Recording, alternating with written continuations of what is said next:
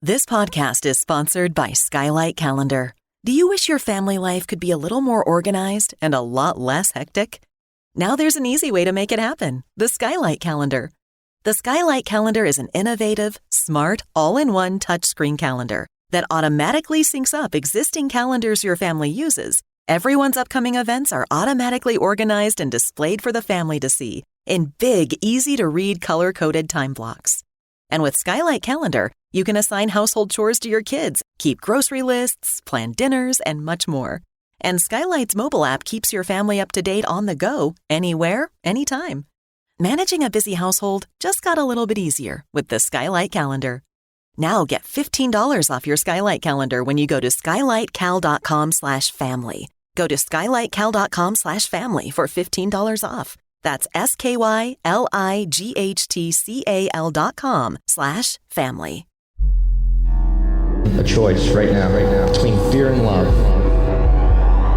It's just a rock.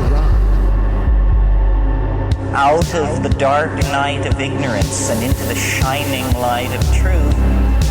Expounding reality. A population of citizens capable of critical thinking. We don't see things as they are, we see them as we are. There's a level of reality where everything dissolves into an ocean of energy. We empower our experience by insisting on our authenticity. That's very profound. Very. Expanding reality. Welcome to Expanding Reality. I am your host, Brandon Thomas. On this incredibly cool episode, artist, actor, and unschooling parent Simon Esler comes by to talk about his film, Cut, Daughters of the West, as well as the family unit, situational awareness. We talk about his entity encounter, which is fascinating, as well as some silly-ass conspiracies. We have a great time. This one's deep, it's fun, it's fascinating. You're really, really going to enjoy it. So all the ways to find him located down in the show notes, as well as all the ways to locate us and further connect with us as well. So let's get right to this incredibly fascinating conversation with Simon Esler. Simon Esler, welcoming to the show. It is an honor to meet you, sir. You were passed from a dear friend of ours and family member and tribe member here, John Paul Rice, and anybody he sends our way I know is here on an absolute mission, and you are aligned to our cause and mission of empowerment and freedom as well. So if you don't mind, for my audience, all the ways, of course, to find you located down in the show notes, so I'll make sure to check that out. If you don't mind, for my audience not too familiar with you, sir, just introduce yourself. Yeah, so I'm Simon. I am a unschooling father. I'm a content creator. I'm an artist. I'm an actor. I have been working in alternative media and in more conspiratorial spaces for well over a decade now. And, you know, I was initially actually in the ufology space, and I was working there based on the fact that I've really had experiences my whole life. And so I was pushed in a direction that was a little more expansive from a young age. And I spent some years working within the ufology space, researching that area, sharing my experiences. I did a couple conferences. And then from there, I really focused my mission a little more on free thought. I wanted a more broad offering. And I was developing a think tank on Facebook that was sort of based in free thought, very research based, and it was challenging official narratives. And this think tank got to about 14,000 members. And then I got nuked on Facebook. I started getting shadow banned across social media. And around the same time, because of the work that I had been doing in the ufology space, with my focus on metaphysics and, you know, alternative history and occulted warfare, I actually got an offer to start producing shows for different platforms. And so I decided, instead of fighting the censors and trying to grind against the shadow bans, that I would take my time to go into these private communities and work on my craft. And so I spent about half a decade creating my own original content, developing my skills, you know, as an editor, as a writer, just an all-around sort of one-man show, wanting to be able to put my message out there. So I was working with Edge of Wonder, which has now become Rise TV. I've got a big library of content over there. I've been working with Dauntless Dialogue and produced a whole bunch of content there. And now I've gotten to the point where I spent this time with these private communities, really honing my craft, taking control of my creations. And I've arrived at the point where I have released Cut, Daughters of the West, my latest film.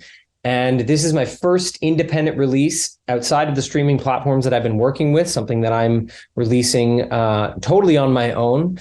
And I wanted to do that because I felt that if I was just going to release a film like this into those streaming platforms, it wasn't really going to do what it was intended to do, which is to save girls, because genuinely that was the impetus that drove me to make this film. And so now I'm in this space where I'm establishing myself a little more independently and coming out of the realms of all the shadow banning and the censorship and building myself publicly again. And I am on a mission to really defend the family unit and to protect innocence and to use every single skill I have been able to develop to do that. And I have lived quite a varied life with a lot of different career paths. So I have a unique skill set that I believe I can offer the world right now. It's fascinating. I have so many questions for you, my friend. I really like to know the motivation, like what got your heart in with the film Cut, with healing young women in that way. What was your calling to that? It came from the research I had already been doing, focused on the war on the family unit. I had spent years before that researching this for a docuseries that I made that is on Dauntless Dialogue, and it's a series called Superorganism. And I arrived upon this concept of the family unit as a superorganism. And the way that occurred was quite naturally. When I was studying the war on the family, I decided to use these documents called the Toronto Protocols. And I talk about these a lot because they're very explicit in the ways that they describe warfare being waged against the citizens of the West to install a new world order. And they explicitly outline a war on the family unit. And so in Superorganism, I started researching these documents, and I noticed that they claimed that the family unit was a major obstacle to the installation of the New World Order because of its capacity to pass knowledge from generation to generation.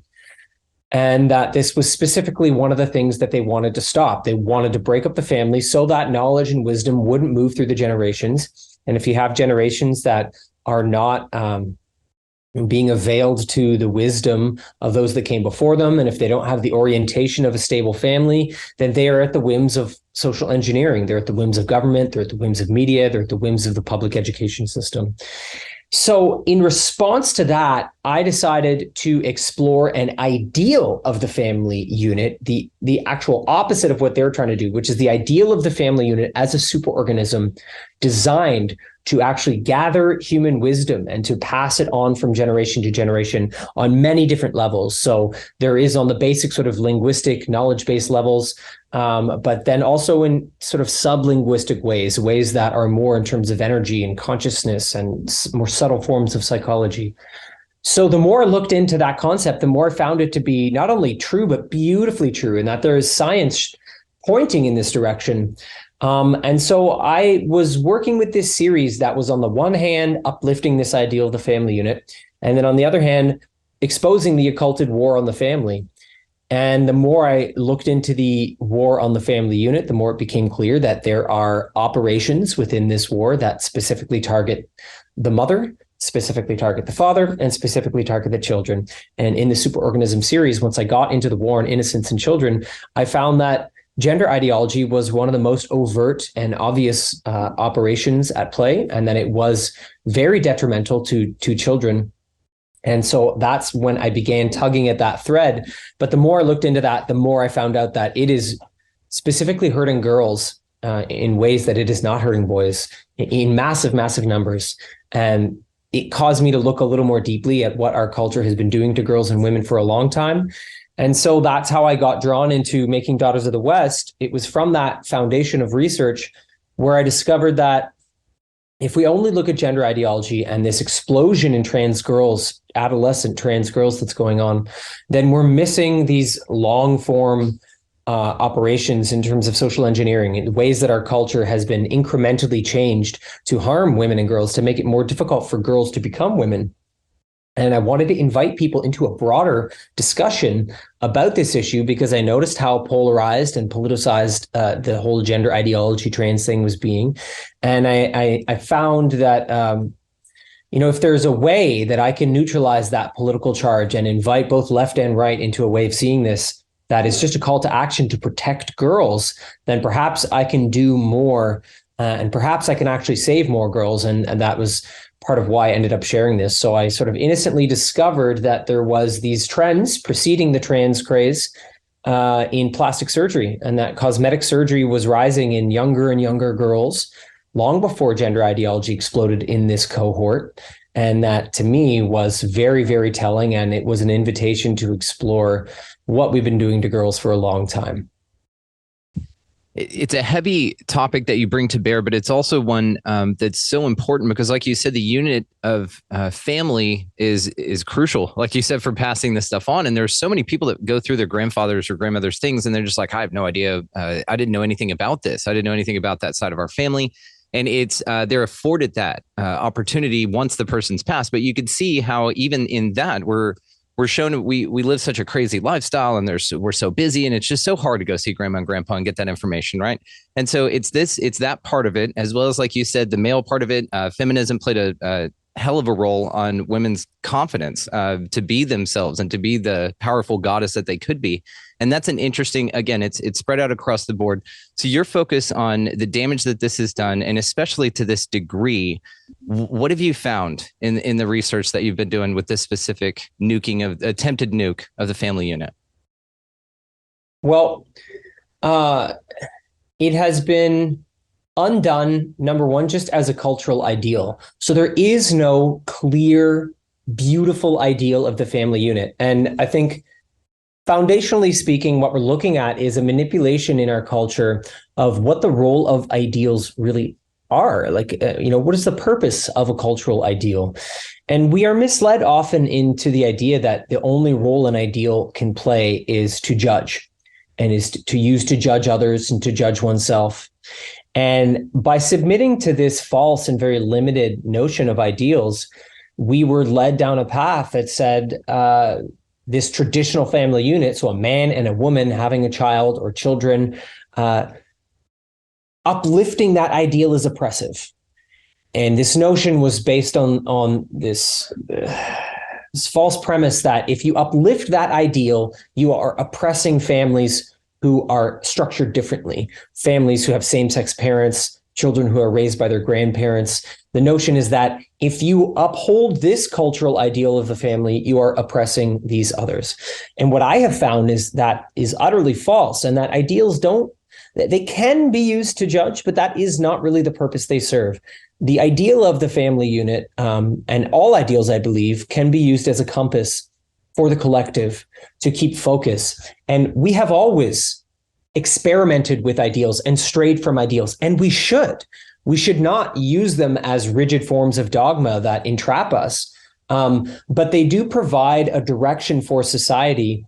And what I found in my research was that there was perfectly good science uplifting the ideal of the man and the woman making a child, that there are beautiful things that happen that are unique to a man and a woman making a child and raising that child. And so to me, some of what I discovered in from a very scientific perspective, I'm not coming from a Christian perspective, even though a lot of people that are fighting for the family unit have traditionally been Christian. It seems to really come from nature, that there is a science of devotion. There are things that occur when a man is devoted to a woman that has his child. There are things that occur in his body and her body that are very unique. And so I think there's a difference between producing cultural ideals that have an agenda versus cultural ideals that actually arise from nature, from our study of nature, from the beauty of nature and what the natural world has offered us, and the natural balance of masculine and feminine that is inherent in the universe itself. There are ways of taking ideals and letting them arise from nature, and there are ways of taking ideals and letting them arise from agendas. And I think we've really lost the plot in terms of the role of culture in regards to that. Culture at this point has disassociated us from life itself. rather than being an expression of it.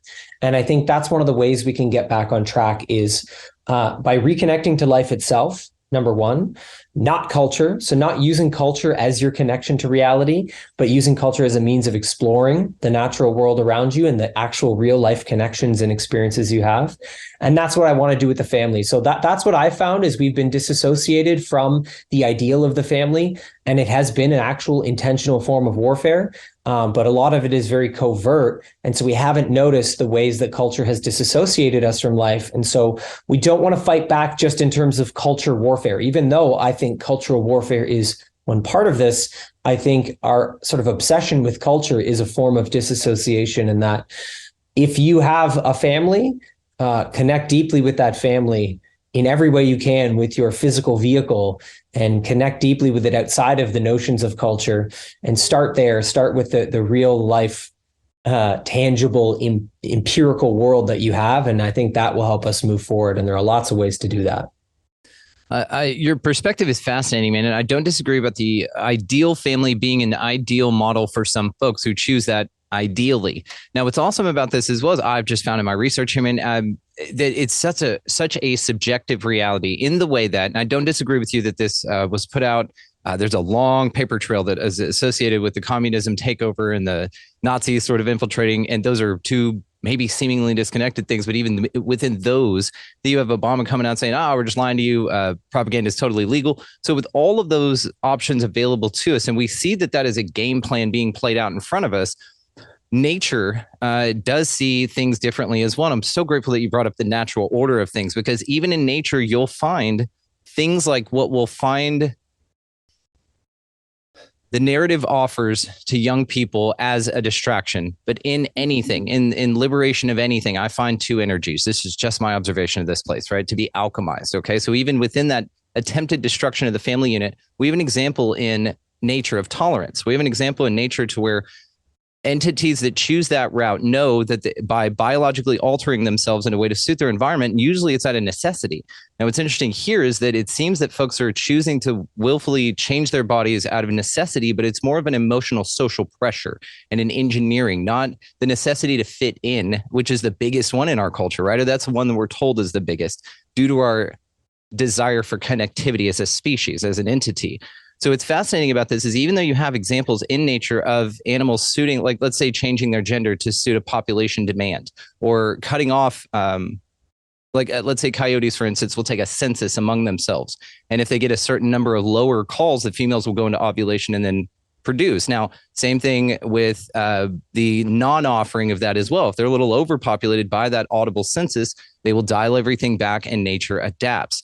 So again, to this, you'll have animals, frogs, for instance. I know Alex Jones went off on this and made it comical, but what's really interesting about this is that populations will sort of change their genders again in response to a lack of, to make up for the balance and have the ability to do that. Now, again, we have balances and examples in nature that are absolutely out there for us. Now, those family units know also, though, that they're probably not going to be carrying that gene on by altering their biology in that way. And we as humans especially know this. And so really to this as well, there's a precursor to this ideal psychologically, I feel, in the zeitgeist, which was the feeling that you don't want children. Like, oh, no, you don't want kids. You just want to fucking live your life. You want to go spend your money. No one needs to procreate. But the thing is that is an option, which again is found in nature as a choice, is ubiquitous. They paint it in such a wide brush, which is the same thing with like the folks who do decide to make alterations to their biology that have altruistic motives with it, that don't choose to be a spectacle.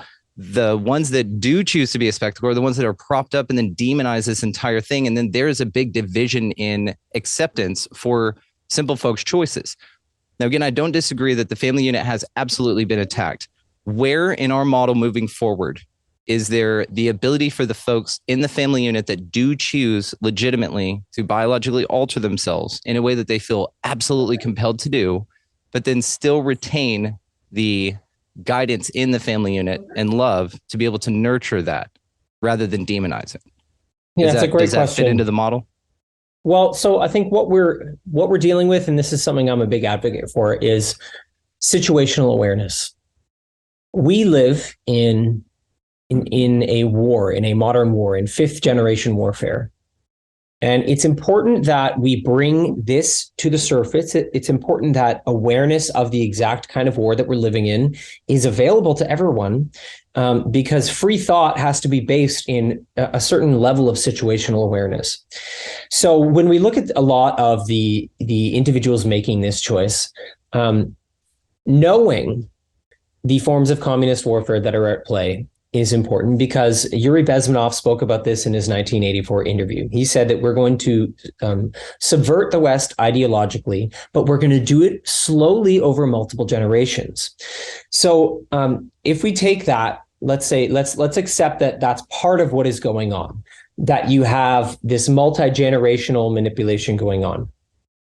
If it is brought to the surface that these are the conditions that we're living in, if children are given the understanding that they may have generations of manipulation that they need to wake up to, then to me, it's within the context of truly knowing who they are and the conditions in which they live with, and the family line that they have come from. So knowing that perhaps my parents were manipulated in this way and their parents were manipulated in this way, then you have free thought and you have the ability to make these decisions. But as long as we are living in a war, and this is the important part about fifth generation warfare is designed to make it so that the people who are being attacked, number one, don't know they're being attacked, and number two, don't even know there's a war.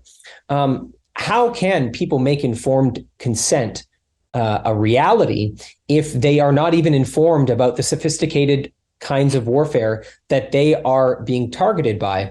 And so we do want people to have freedom of choice. We do want them to have bodily autonomy. I believe we're moving in the direction as a civilization towards sovereignty of the individual on levels that we have never seen yet. And so that is the baby we don't want to throw out with the bathwater here. I think when you're looking at body modification and the sort of freedom to do so, you want to minimize coercion and you want to maximize free thought. Now, free thought has to be based in a number of things. So the best definition of free thought that I found is that it's the ability to produce thoughts with logic, reason, and empiricism. And I really want to lean into empiricism there, because that is using the body and the body's actual experiences in reality to connect to truths. And then you take those and you want to be able to assess what that empirical experience was without using dogma, authority, or tradition.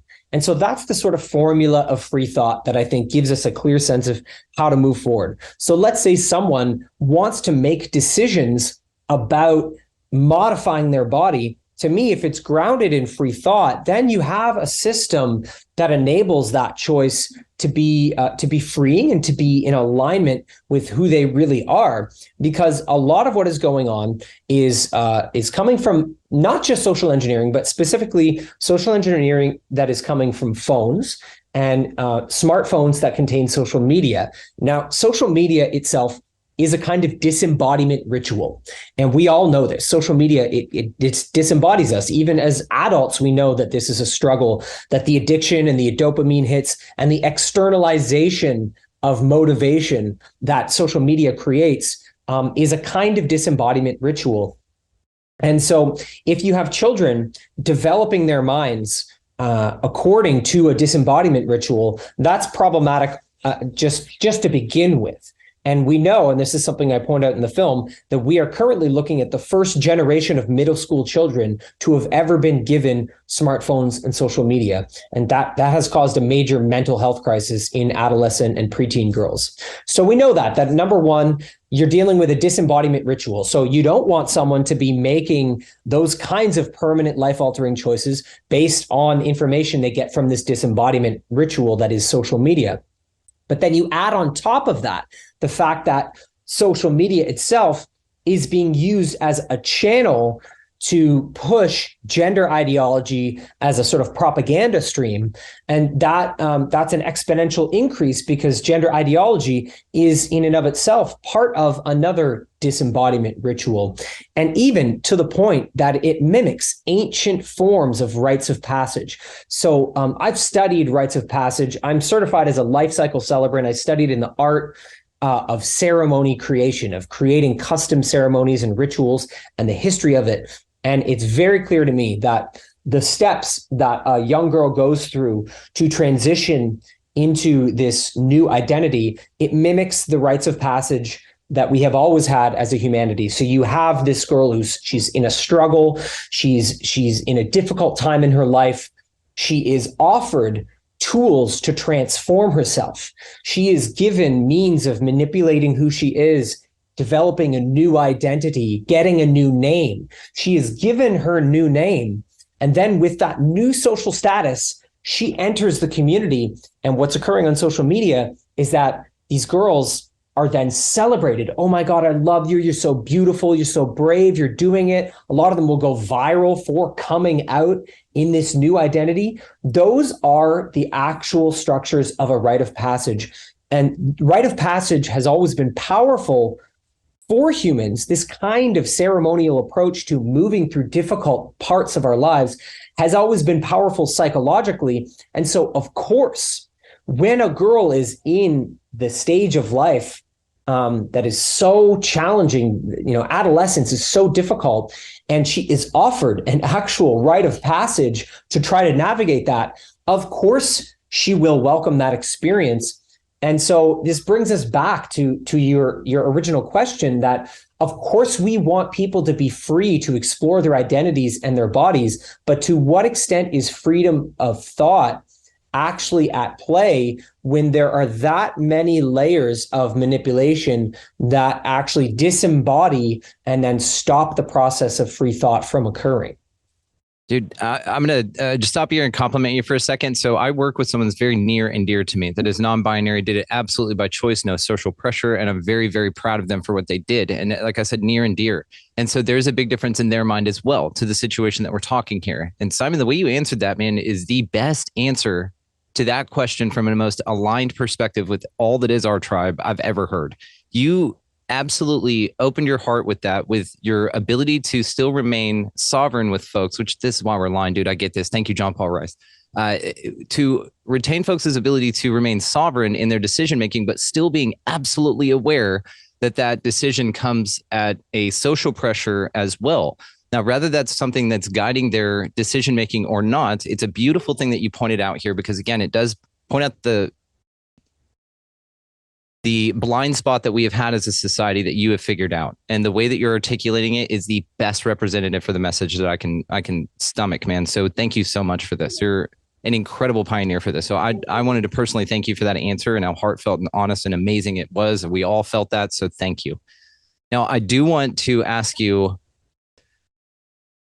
with the known psychological warfare that's been going on, how does one articulate that to their kid? Because when I was a kid, there was nothing my parents could tell me. I was one of those, I guess, rebellious teens, and it set me on an incredible path. I regret nothing, but I don't disagree with the importance of the family. So again, I was sort of one of those that was out, but my mom and dad still had two others they were doing a great job with, right? So there's this idea again of this articulation to kids in a way that they just don't go, well, fuck that. That's just what mom and dad think, and I'm just going to do the opposite regardless, because that was my modus operandi, man. So what is the approach? What are some actionable approaches that parents can take to have this conversation? Well, I think you do want to do it in a way that is based on your child specifically. And this speaks to our entry as a species into this era of sovereignty that we are on the precipice of. The normal approach to parenting and schooling, up until now, it's really been about trying to take a school of thought or a school of, thinking or a system of theories and try to say, oh, this system of theories works great. And then you try to take that theoretical system and you try to apply it to your child.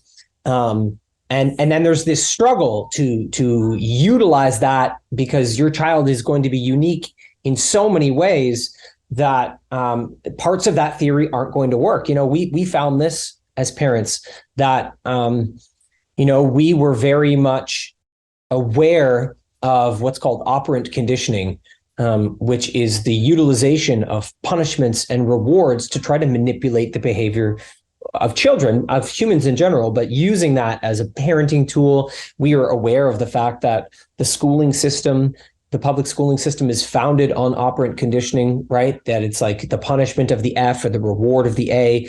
And again, I would I would say that is also a kind of disembodiment ritual, because the research shows that what that does is it destroys the child's intrinsic desire to learn, and it externalizes it so that their motivation to learn should just be achieving things outside themselves. So what we have found as parents is that the study of your child as an individual is one of the most powerful things you can do. And to do that from the youngest age possible, that there are norms in our society that disassociate you from your child. The most common being the family unit's approach to the work-school balance, where the kids are in a public school 8 hours a day, 5 days a week. The parents are working. People get a little bit of time together in the evenings, maybe a little bit of time on the weekends, but then they go back to the grind. They spend most of their time separated from each other, under the influence of completely different everything but the family unit.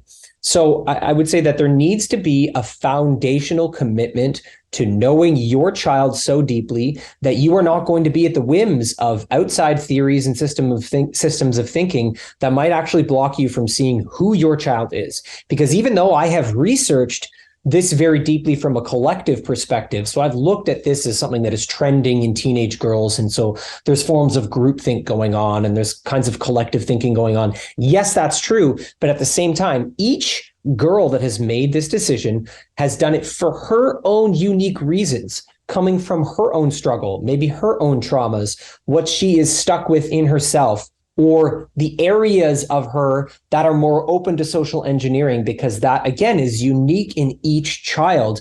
You know, I have one son who's very firm in knowing who he is, and he walks into a room, he knows who he is, and he goes off and he ignites and initiates everything in the room. I have another son who's just much more receptive and is sorting out who he is, and that's something he's very, very open to in his being.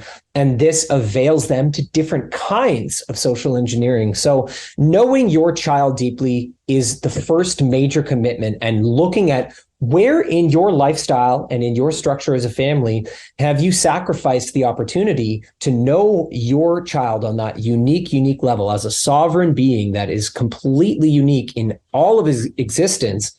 Where have you sacrificed that, and where can you remove obstacles? So sometimes that might be a lifestyle thing. You know, a lot of families, they choose not to homeschool or unschool because they don't want to give up the stability of a certain job, or they don't want to give up a certain lifestyle. And maybe there are sacrifices they could make so that the kids are with them and homeschooling or unschooling can happen. The advantages of that within this warfare is just, I can't even speak to it enough. And so there are some challenges there. You know, I do push very hard in this direction of know your sovereign child very deeply, because then when you want to go to have those conversations, you're not bringing anything but your relationship with them into that conversation. You're not bringing a motive or an agenda to try to undermine them in any way. You're not trying to manipulate their life path. You're really trying to connect with who that child is. And the earlier you can do that, the greater an advantage you're going to have. Now, if you're starting with adolescence, of course, there's a lot there that's going to be tricky, right? If you're just starting to try to sort this out, there's a certain amount of individuality that has already been solidified, and you just have to be honest about that. But I think as a major principle, that is where we're headed. And I think that's why homeschooling and unschooling are taking off, because we're moving into this era of knowing the individual more deeply now than ever. And forms of tribalism and collectivism and groupthink are not serving us in the ways that they used to. And so I think if parents want to do that, that's a good approach. And I would say on a final note, and a little bit more of a practical resource, is that I have a section on daughtersofthewestfilm.com that has all resources for families to navigate this. So that goes from networks of parents who are struggling with this, who are trying to sort out how to deal with the fact that their children are transitioning socially or medically. There are resources to keep your children off of smartphones and social media up until a certain age. There's therapists, there's legal resources. So I would point people towards that to try to navigate things, but don't let any of that replace your commitment to know your unique child. Outstanding answer, Simon. Now, in the fair and balanced way, we absolutely have a scope of representation on this show. We appeal to a wide audience here. So for the young folks out there, do you have any messages for them specifically that may be helpful for them if they've come across this in their peer groups, if they have friends that are going through this or struggling with something as external from themselves, attempting to define themselves? Do you have any empowerment that you can offer these young people? This holiday season, you might be looking for nutritious, convenient meals to keep you energized on jam-packed days. Factor, America's #1 ready-to-eat meal delivery service, can help you fuel up for brekkie, lunch, or dinner with chef-prepared, dietitian-approved, ready-to-eat meals delivered straight to your door. They just drop them at your door, people. You'll save time and eat well. You'll stay on track with your healthy lifestyle while taking all of your holiday to-dos in stride with good meals in the tum-tum. If you're too busy with all this stuff, these meals are easy to get done. They taste great. All you've got to do is head over to factormeals.com/expandingreality50 and use code expandingreality50 to get 50% off. That's code expandingreality50 at factormeals.com/expandingreality50 to get 50% off. Yeah, I think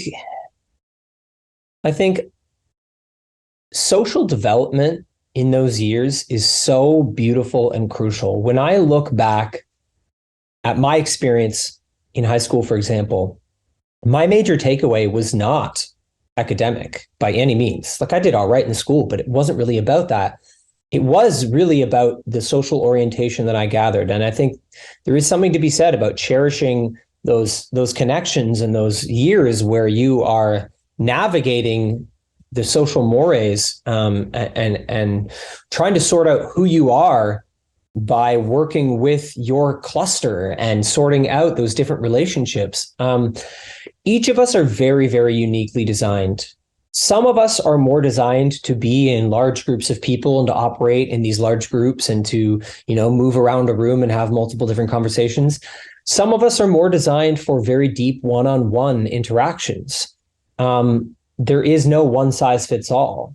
And I think it's so important to begin the path of knowing yourself, and to start that work as early as possible. I was given the gift of being introduced to meditation pretty young, when I was in high school.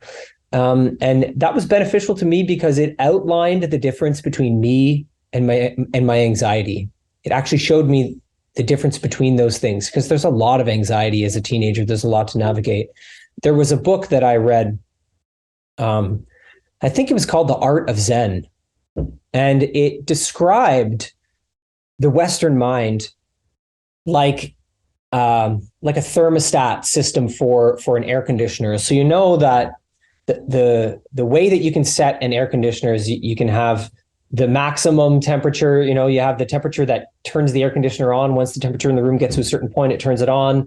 But then once it gets cool enough, it will turn off, right? And the way that this book described the Western mind and kind of Western anxiety was that these two settings have been put right next to each other. And so it can never quite get right. It can never quite turn off or on completely. And this was such a helpful way of looking at it to me.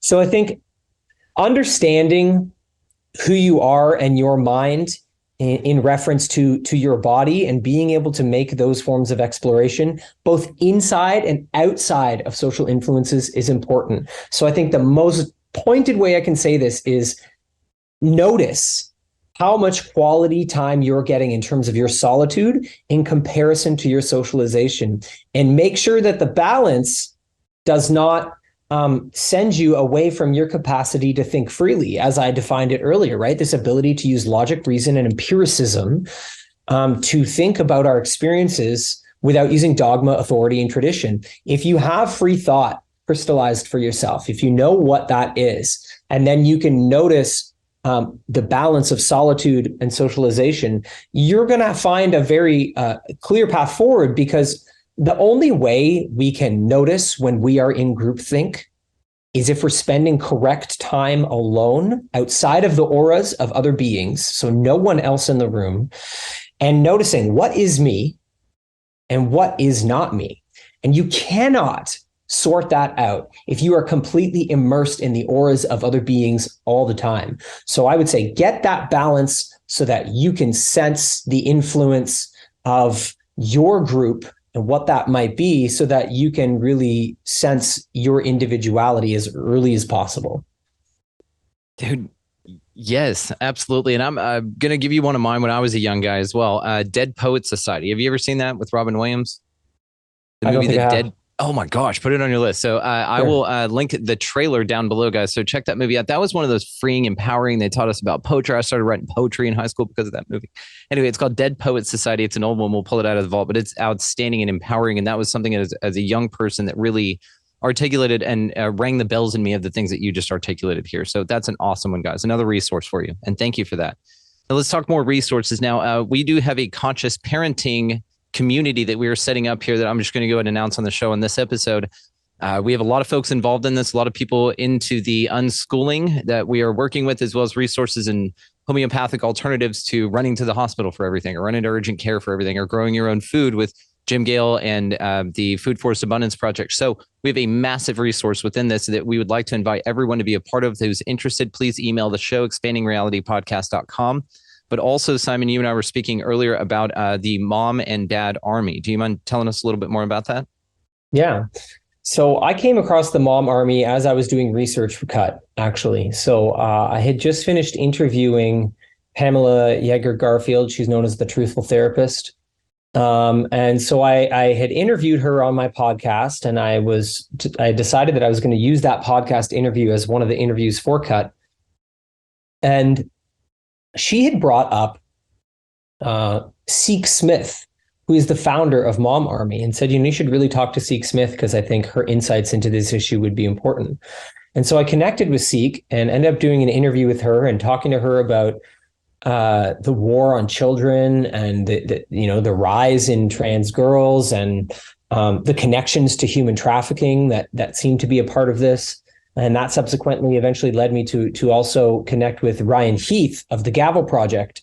And Ryan is he's the attorney for Mom Army, but he is also a part of Dad Army. And so Mom Army is essentially a coalition of moms and organizations that are fighting to end the war on innocence. And it was after collaborating lots with Seek, and she had been approached by lots of fathers, that we worked together to launch Dad Army. And we are focused really on giving parents a voice, on pushing back against all the different agendas that are going on. So there is primarily the war on innocence, but of course, Dad Army is a little more focused also on the war on masculinity and the war on men, trying to uplift ideals of fatherhood. And we are not only just sort of creating content online, we are a boots on the ground operation. So lots of different things going on legally, working to get justice for families who've been harmed by gender ideology, for example. We're working with one dad right now. His name's Adam Vina. He has had his child taken away from him. His 4-year-old child is currently the mother is trying to transition the 4-year-old child against his will. We're really trying to get into the communities and actually try to help the families and the children and the individuals being harmed by all this. So people can go to mom-army.com and get connected with that. But we're also very active on Instagram. I think Mom Army and Dad Army are most active on Instagram. So give us a follow there. And, for those of you that choose to watch Cut, Daughters of the West, you'll notice that I do a little promo for Mom Army at the beginning and a call to action to really join what we're up to, because, I didn't want Cut to just be about the sort of the heartbreak of this whole situation. I wanted it to be a call to action as well. And that's why I connected it to these groups that are being interviewed in the film, because there's lots that we can do to really make a difference. 100%. And that's what we are absolutely here for, is the actionable answers. Because if anything, this conversation has reinforced the idea that we've talked about for a long time now, which is that no one is coming to save you, and that the governments of the world actually aren't there for your benefits and for your health and for your betterment. That if you want to choose a certain path, they are. But if you're listening to this show and you connect with this and you're out there thinking, well, there's still a few more things on my list that I need to tick off, This is a massive one. Aligning your home, tending your garden. These are the things that we talk about here. And that's why Simon's here as a resource for this. So again, all the ways located down below to find him. I want to ask you before I let you run here about some conspiracy theories. So what is the silliest conspiracy theory that you've ever heard? I came across one the other day that I admittedly had to laugh at a little bit. It was conspiracy theory that that the elites have not actually been trying to manipulate us and hide it, but that they have hidden trails of occultism for us to become occulted in a subversive way, and that the best thing we can do is to not expose ourselves to any symbolism at all. And I guess to me, it's so ridiculous because we're not that fragile, that we should be able to look at what's going on. And, this was coming from a very, I guess, religious perspective. And it made me kind of sad to see, because there was a lot of people being like, yeah, so it was like there's a conspiracy within the conspiracy within the conspiracy. Every time. And always. But it was trying to make fun of the people who had become so conspiratorial they were lost. But I was like, you're an example of the thing that you're criticizing. And so it was so many, it was so many layers deep that, it made me realize that there's some people I probably can't connect with. Dude, totally. That's a great example. It reminds me of Bill Hicks. He had a skit about pro-life people petitioning outside of abortion clinics. And it doesn't matter what your thoughts are on this, but what I mean is to say that they were like killing people for coming out of abortion clinics for getting abortion. So he was like pro-lifers killing people. It's like this, there's such a disconnect with it. It's so amazing to us. We just see it clearly, and it's silly as hell. Have you heard the birds aren't real and that they're all government spy drones? Yes. And then I recently saw a story where they actually have been using bird bodies for drones.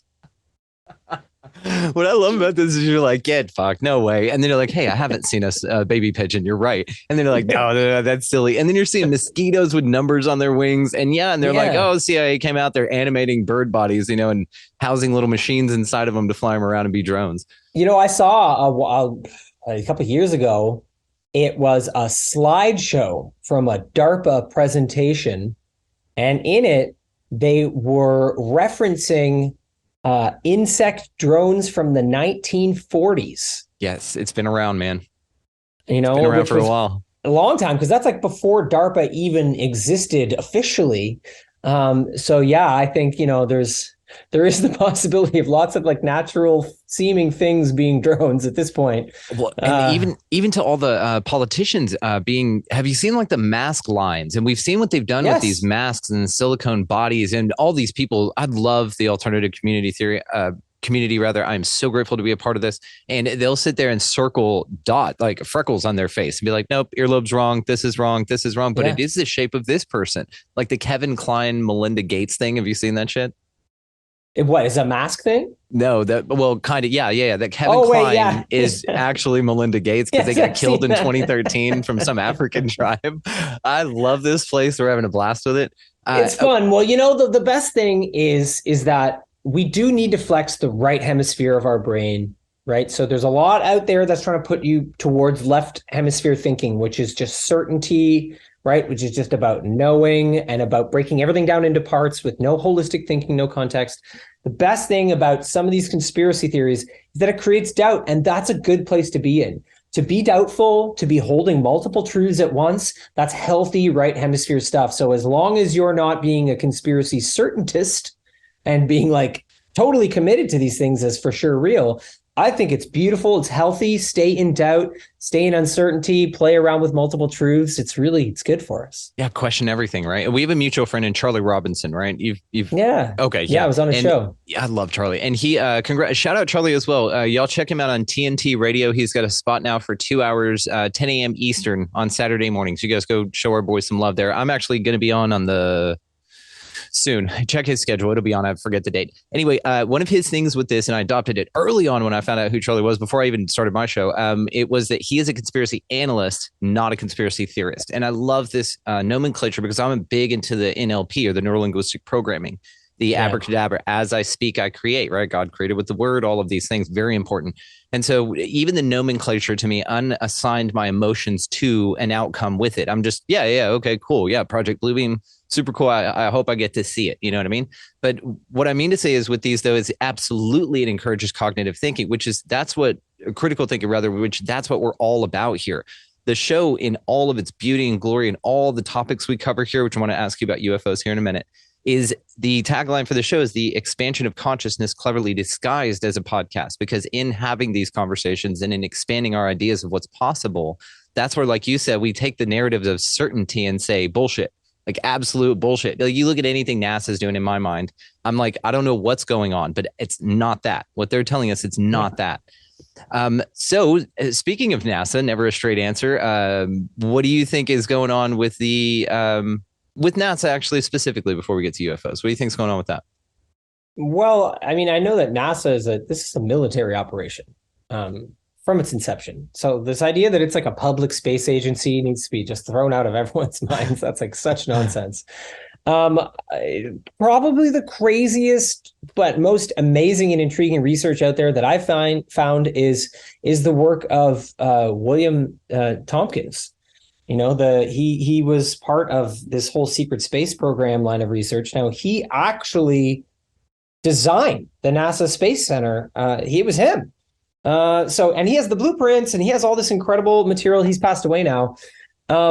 So, you know, there is the distinct possibility to me that there is a secret space program, highly developed, that we are utilizing space in lots of different ways. I think that's highly likely.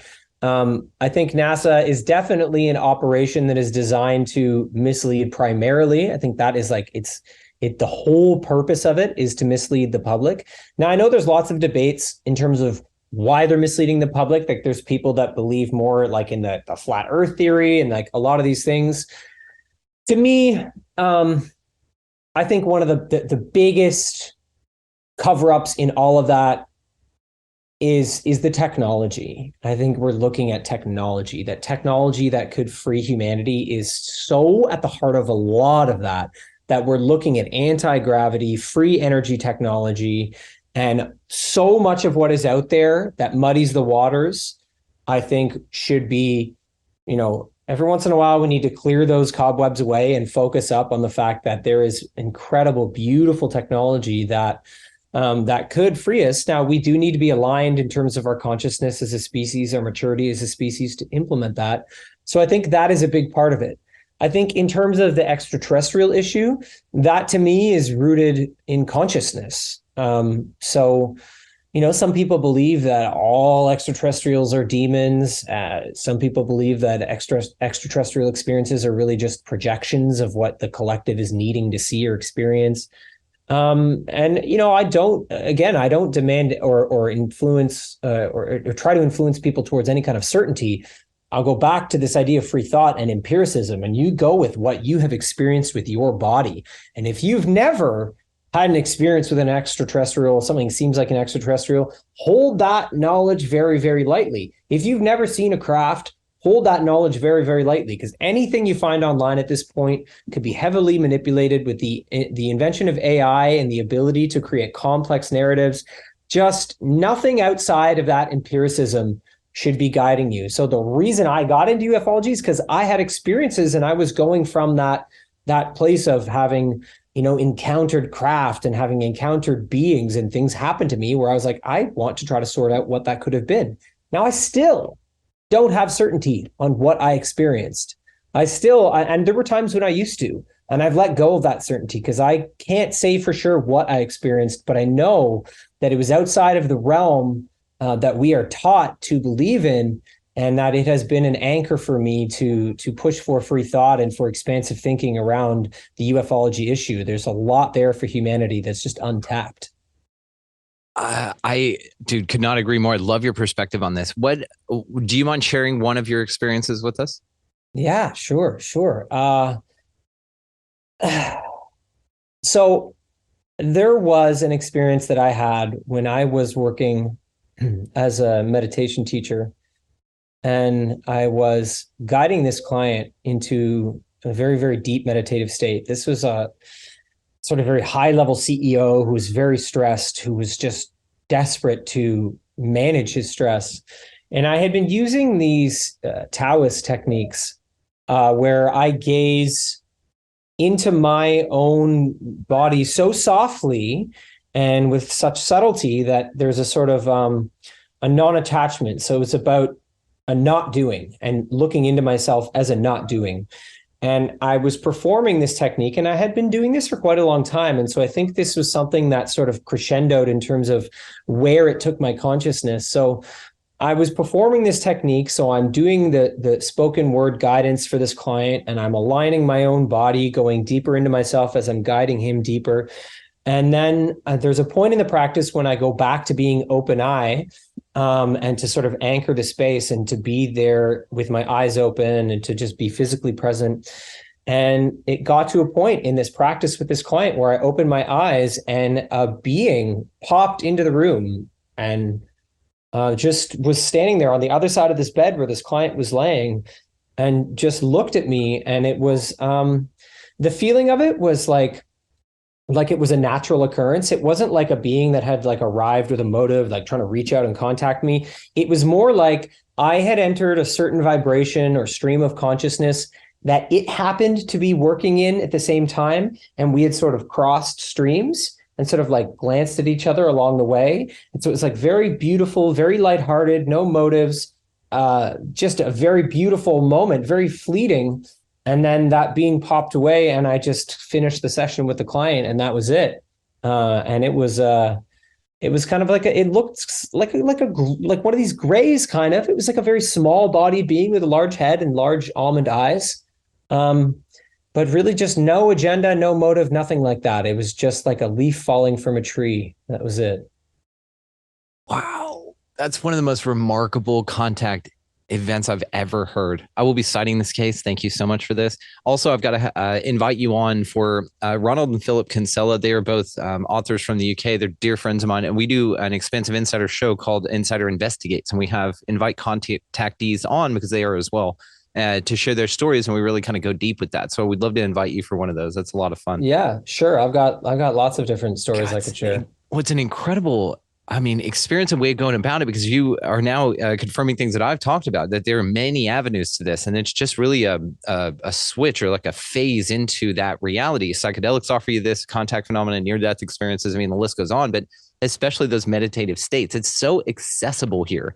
And I think this is what we're finding with our new consciousness upgrades, which feels like what we're experiencing just simply due as well to conversations like this, man. We couldn't do this 5-10 years ago. You know what I mean? With your work and with our ability to really receive it in the correct way. So as the same way the lizard turds ramp up what they're doing, we ramp up what we're doing as well. And some would say that it feeds itself, which is a beautiful thing because our enlightenment and level up is the result of that. That's the ROI. So Simon, dude, I can't thank you enough, man. All the ways to find you located down in the show notes. Before we let you go, and I'm going to give you the last word on this, you're a man of rituals, and I am as well. Would you want to share one of your actionable rituals with us and then just sign off, sir? Yes. So what I really like to do actually is take the time to I'll share more in depth what I did in that contact experience, actually. So This is a ritual, a Taoist ritual of the eyes and the ears. And the ritual is to first look inwards with your eyes and to smile with your eyes inwards. So there's this Taoist ritual of the inner smile. And what we can notice is that when we smile, we feel it in our eyes. And when you see someone smile at you, you see their smile in their eyes. So we can take the smile, that feeling of a smile with our eyes, and we can look inwards. And we can look inwards so softly. And we can arrive upon any point in the body. And the way I like to imagine it is that the contact that your inner gaze is making is like you are touching the surface of water as lightly as you can. And that the more subtlety you can apply to that point of contact, the better. And then you can do the same thing with your ears. You can begin to listen with increasing subtlety with your ears and listen so softly that it becomes a not doing. And this is the way that I like to try to reset my nervous system and to rediscover my inner vision so that it reorients me. So for me, it's about just reorienting my eyes and my ears. I was the benefit of studying with a man named Luhan Matus, who's an expert at really nailing down that particular Taoist technique. He's got a great series of techniques of his own.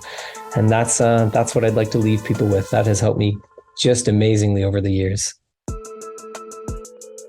want to take a moment and thank brother Simon Esler for coming by and just absolutely representing one of the most important topics that needs to be talked about with this, which is this nuking of the family unit that's been going on for a while now.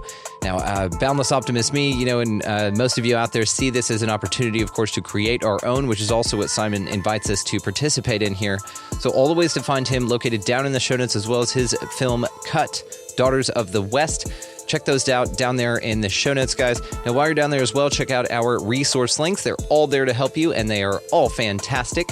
Also, while you guys are down in them very same show notes down there, check out expandingrealitypodcast.com. That's where links to all the socials can be found, as well as you can sign up there to become an expansive insider. It's a wonderful way to support the show. That's where all the bonus content is housed and homed. As well, we are starting to do these really cool meetups and stuff semi-regularly, like more than we thought, and it's because they're just so much fun. So sign up with the link below down there to join us and enjoy that with us. There we are. As well down there, this is a value for value system here. So if you find this valuable, we do encourage that you click the link down there, support the mission, and as a way that you can contribute anything that you'd like, and we really appreciate y'all participating in that. And one more thing I want to mention is the Phi Tribe. Guys, go down there and check that out. They're YouTube sleep mixes, but they do so much more. Lucid dreaming, they have a whole playlist of 432 music that's not sleep music, it's pop music from all kinds of different artists. So go down there and check that link to really level your sleep up at the very least. So go out into this incredibly beautiful and amazing place, guys, and pick up a piece of litter. Be nice to everybody that you come across. Of course, get out of the left-hand lane if you've got somebody behind you wanting to pass there. Please and thank you. And above all and anything else, go out into this incredibly beautiful and mysterious place, whatever the fuck this thing is, and y'all just be good to one another. Thank you so much for watching, listening, engaging, and just being the cool sons of bitches ever. We'll see you next time.